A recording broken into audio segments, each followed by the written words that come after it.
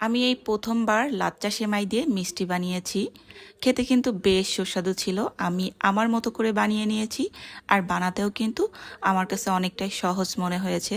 তো এই মিষ্টি বানানোর জন্য আমার প্রথমেই লাগছে লাচ্চা সেমাই। যেহেতু লাচ্চা সেমাই দিয়ে মিষ্টি বানানো, অবশ্যই লাচ্চা সেমাই তো লাগবেই।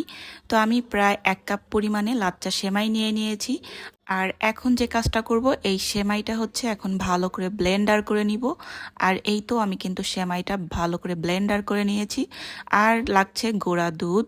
আমি এখানে গুঁড়া দুধ নিয়েছি, তার সঙ্গে আরও নিয়েছি একটু ময়দা, তার সঙ্গে আরও কিছু অ্যাড করতে হবে, যেমন একটু চিনি দিয়েছি আর খাবার সোডা দিয়েছি। চাইলে এখানে বেকিং পাউডারটাও দিয়ে নেওয়া যায়, তবে আমি এখানে খাবার সোডাটা ব্যবহার করেছিলাম। আর দিয়েছিলাম একটু সুজি, তবে সুজিটা কিন্তু বাদও দেওয়া যায়, কোনো সমস্যা নেই, তবে আমি দিয়ে নিয়েছিলাম। তো এটা এখন ভালো করে মিক্সড করে নিচ্ছিলাম। আর এখন লাগছে একটু ঘি। আমি এখন এই ঘিটা দিয়ে ভালো করে এটা মিক্সড করে নিব। এমনভাবে মেশাতে হবে যেন সুন্দরভাবে মিশে যায়, দানা দানা একটা ভাব চলে আসবে আর কি। সামান্য পরিমাণে একটু জর্দার রং দিয়ে দিয়েছিলাম, মিষ্টির মধ্যে সুন্দর একটা রং পাওয়া যাবে এই জন্য আর কি। যাই হোক, এটা কিন্তু বাদ দেওয়া যাবে। তো আমার এখন লাগছে ডিম। আমি এখানে ছোট সাইজের 2টা ডিম নিয়েছি। চাইলে কিন্তু এখানে ডিমের পরিবর্তে লিকুইড দুধটাও ব্যবহার করা যাবে, তবে আমি ডিম দিয়ে বানিয়েছিলাম, আমার ডিমে কোনো সমস্যা হয় না, এই জন্য আর কি।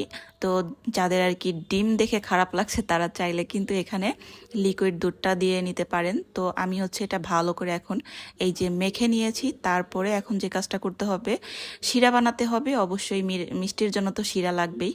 তো শিরা বানানোর জন্য আমি এখানে প্রায় 2 কাপ পরিমাণে চিনি দিয়েছি, আর প্রায় 4 কাপ পরিমাণে পানি দিয়েছি একটু ফ্লেভার পাওয়ার জন্য। 2-3টা এলাচ ফাটিয়ে দিয়েছিলাম। আর এই তো এখন এটা ভালো করে ফুটিয়ে নিয়েছি। তো শিরাটা রেডি করে রেখে এখন মিষ্টিটা আমি ভেজে নিব। তো কড়াইয়ের মধ্যে পর্যাপ্ত পরিমাণে তেল দিয়ে নিয়েছি, আর এই তো মিষ্টির শেপ দিয়ে আমি মিষ্টিগুলো বানিয়ে নিয়েছি। আর এই তো উষ্ণ গরম তেলের মধ্যে আমি মিষ্টিগুলো ছেড়ে দিচ্ছি। চুলার জাল একদম লো হিটে রেখেছি। আর এই তো অর্ধেকটা মিষ্টি দিয়ে এই লো হিটে আর কি আস্তে আস্তে এই মিষ্টিটা আমি একদম সোনালি রং করে ভেজে নিব।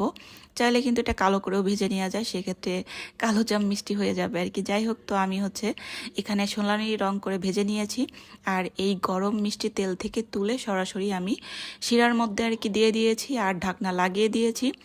আর পরের বারও কিন্তু সেমভাবেই বাকি মিষ্টিগুলো এই যে ভেজে নিয়েছি। আর গরম গরম মিষ্টি কিন্তু তুলে এই শিরার মধ্যে দিয়ে আমি ঢাকনা লাগিয়ে রেখে দিয়েছিলাম, আর প্রায় 10 মিনিটের জন্য জাল করে আমি রেখে দিয়েছিলাম। আর এই তো মিষ্টির ফাইনাল লুক। খেতে বেশ ভালোই লেগেছে, আর বেশ ভালোই ছিল। আমার বাচ্চারা খুব পছন্দ করেছে। চাইলে আপনারা ওইভাবেই বাসায় ট্রাই করে দেখতে পারেন খেতে কেমন হয়।